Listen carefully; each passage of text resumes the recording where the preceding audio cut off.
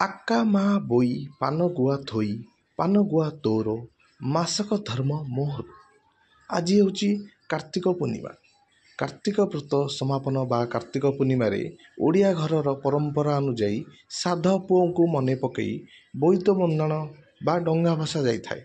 ଏହି ଦିନ ପ୍ରତିଟି ଓଡ଼ିଆ ପ୍ରାତଃ ସମୟରୁ ଉଠି ନିଜ ସପରିବାର ସହ ନିକଟରେ ଥିବା ଜଳାଶୟ, ନଦୀ କିମ୍ବା ପୋଖରୀ ଯାଇ ଡଙ୍ଗା ଭସାଇଥାନ୍ତି। ପୁରାତନ ଯୁଗରୁ କଦଳୀ ପାଟୁଆରେ ନିର୍ମିତ ଡଙ୍ଗା ଭସା ଯାଉଥିଲା।